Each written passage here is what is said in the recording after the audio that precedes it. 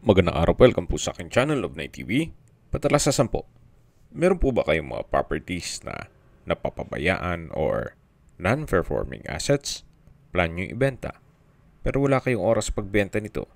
Kung ito'y pagkakatiwala nyo po sa amin, tawag lang po kayo sa aking numero. Usap po tayo, gawa ko po ng video for free. Yes, libre po, wala po kayong babayaran. Tutulungan pa namin kayong mabenta ang inyong property. Kami na po bala sa marketing, sa boosting or paid ads. Even sa tripping, hindi na po kayo mapapagod sa pag-entertain ng mga buyers. Kami na po bala sa lahat. Tawag lang po kayo. Nandito po tayo ngayon sa Mindez, Cavite kung saan meron po tayong bagong video presentation.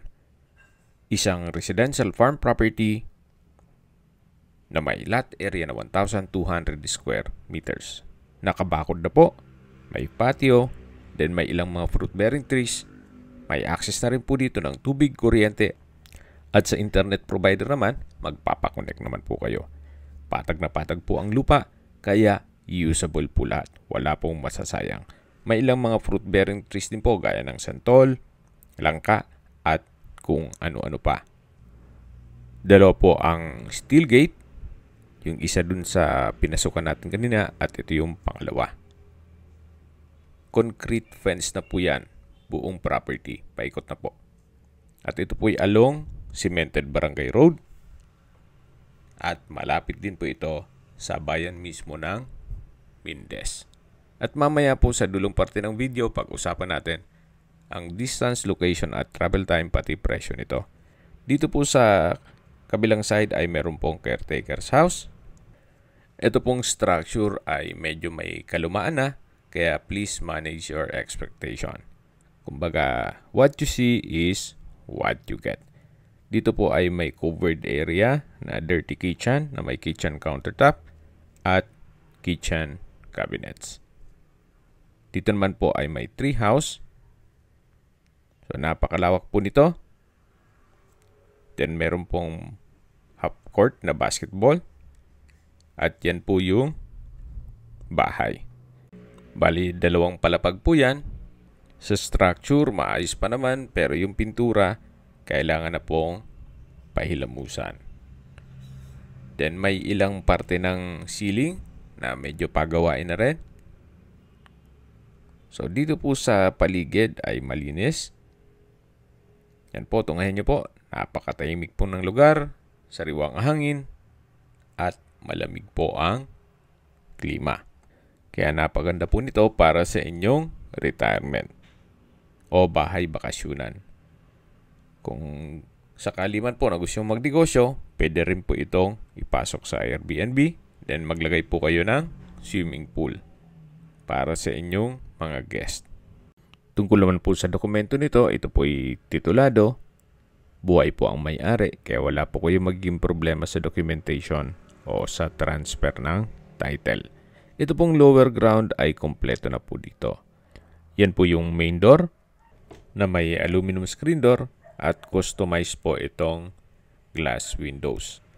Bago tayo pumasok doon, meron po ditong common toilet and bath na kung saan may aluminum screen door at check po natin. So, kumpleto din po ang bathroom fixtures gaya ng water closet, may hand wash basin at meron pong shower. Naka-tile bathroom hall na rin po ito. So, yan po yung common toilet and bath just in case na may bisita kayo para hindi na papasok sa loob ng bahay. So, papasok na po tayo dito sa main door na may aluminum screen door. At pagpasok po natin, nandito po yung living area. Tungkol sa kagamitan, wala pong nabanggit sa caretaker kung isasama po yan. Pero kung sakali man na maibigan nyo, pwede naman po tayong makipag-negotiate kay owner. May wooden sofa set, center table, at kung ano pa. Then dito naman po yung kwarto na kung saan napakalaki po ng espasyo. May bed frame and mattress, may security grill, itong glass window. Kaya kung sakali man po na meron po kayong PWD or senior citizen sa pamilya, itong kwarto na to ang para sa kanila. High ceiling din po siya at meron din po itong sariling toilet and bath. Check po natin. Naka solid wood door. Then from floor to ceiling po ang tile bathroom wall. May hand wash basin, vanity mirror, water closet. Then may bathroom cabinet, shower curtain, overhead shower, at high ceiling din po ito. So ito po yung toilet and bath dito sa first bedroom. Yan po, tunghayin nyo po muna itong unang kwarto at mamaya check natin yung ibang kwarto sa taas. Paglabas nyo po dito, yan po yung living area, then yung dining area na may dining set, at ito pong glass window ay may security grill, then may light fixtures, naka-tile flooring, may console table, at dito naman po sa dulo ay yung formal kitchen. Ito pong formal kitchen ay may kitchen countertop, stainless sink with faucet, kitchen cabinet, storage ng kitchen utensils, kitchen window, exhaust fan, high ceiling, at meron pong access door naman dito. Na paglabas nyo, matatanaw nyo yung gate at yung basketball court, na kung saan dun tayo galing kanina. So, napakarami pa po ng espasyo. There's a lot of rooms for improvement. Okay, balik po ulit tayo dito sa kusina. So, may ilang pagawain na rin po dun sa may kitchen cabinet. At balik po ulit tayo dito sa may dining area, then yung living area, at sa dulo yung kwarto. So, ito po yung ground floor na kumpleto po. May kwarto, may salas, may dining, at kitchen. Tunghayin nyo po yung pasad. So, palitan nyo lang po ng pintura at pabalik na ang ganda nito. Then, may dalawang palm tree sa harapan. At ang hagdan naman po ay dito sa gilid kung papunta tayo sa mga kwarto sa taas. Ito po yung tree house na nadaanan natin kanina. At sa likod po niyan ay yung dirty kitchen. Then dito sa area to ay may service area. Yan yung dirty kitchen na nadaanan natin kanina. Then sa dulo naman yung caretaker's house. Meron din pong water tank. Akyat po tayo. Ito pong hagdan, ang tubular handrail at railing ay palitin na. Kita nyo naman, medyo nabubulok na po.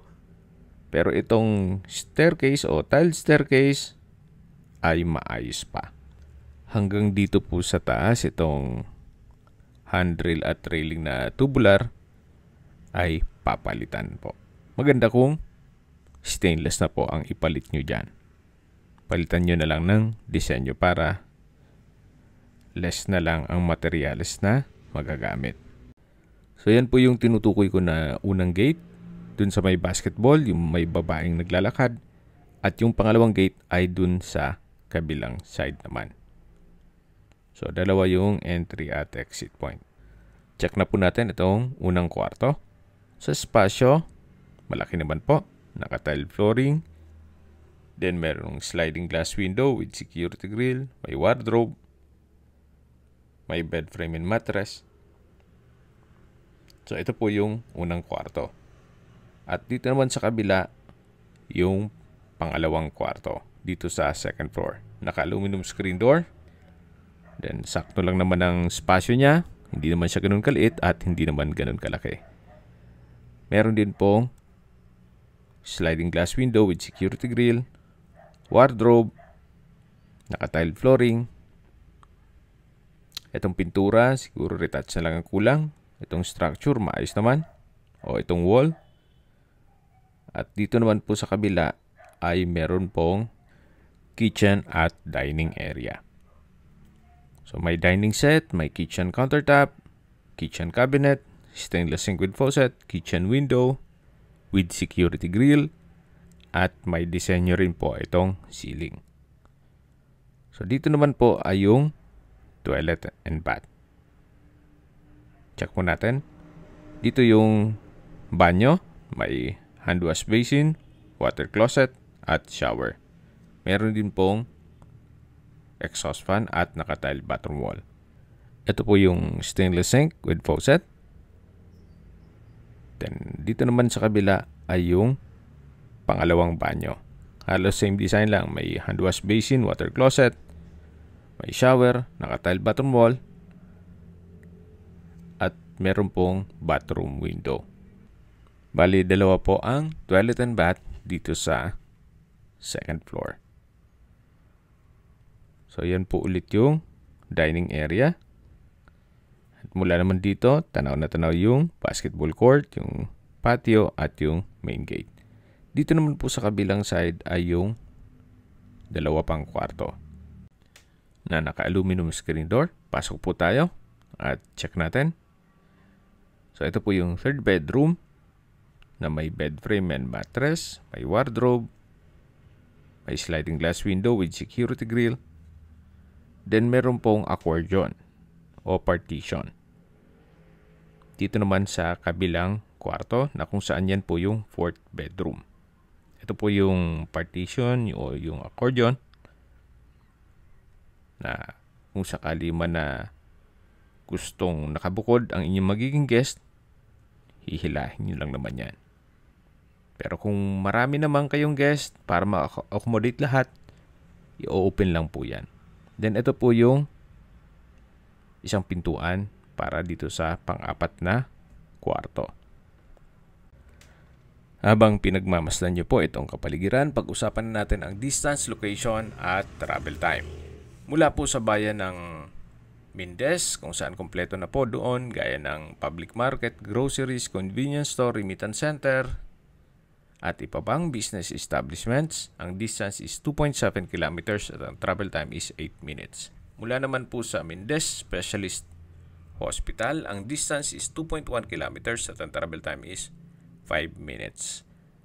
At halos katabi lang po nito ang McDonald's. Yan po yung like kong binabanggit sa aking video na dapat nyo i-consider sa paghanap ng property, yung meron pong malapit na hospital. Hindi ko nun po sinasabing sakitin kayo. Yan naman po for emergency purpose lang naman. At mula naman po sa Tagaytay Bypass Road, ang distance is 3.2 kilometers at travel time is 10 minutes. Mula naman po sa Mendez Crossing, ang distance is 4.8 kilometers at ang travel time is 11 minutes. Mula naman po sa Tagaytay Rotonda, ang distance is 20 kilometers at ang travel time is 15 minutes. Kung manggagaling naman po sa Manila o sa airport, ang distance is 72 kilometers at ang travel time is 1 hour and 33 minutes. Okay, sa presyo na po tayo. Binibenta po ito ni owner sa halagang 18 million pesos net. Ibig pong sabihin, sa buyer na po ang sasagot sa lahat ng taxes at expenses with regards to documentation. Kung may mga katanungan po kayo, tawag lang po kayo sa aking numero. At sa mga kababayan naman natin nasa ibang bansa, meron po akong Telegram. Sa mga iPhone user naman, may iMessage. Meron din pong Imo, Skype, Viber at WhatsApp. Same number lang po, 0917-316-3399. Sa mga nagtatanong naman po ng aming Facebook, meron po aming Facebook page na Nov9TV at Facebook Real Video. Meron din pong TikTok at Instagram. May ibang YouTube channel po kami na The Nov9TV Channel, Nov9TV Listings, Nov9TV On The Spot, at Nov9TV Updates. Sana po naibigyan nyo ang video presentation. Paki-like and subscribe na lang po sa aking channel para ma-update din po kayo sa aking future listings. Kung sakali po hanap nyo yung mas malaking sukat na lupa, meron din po kami ibang listings na pwede nyong pagpilian.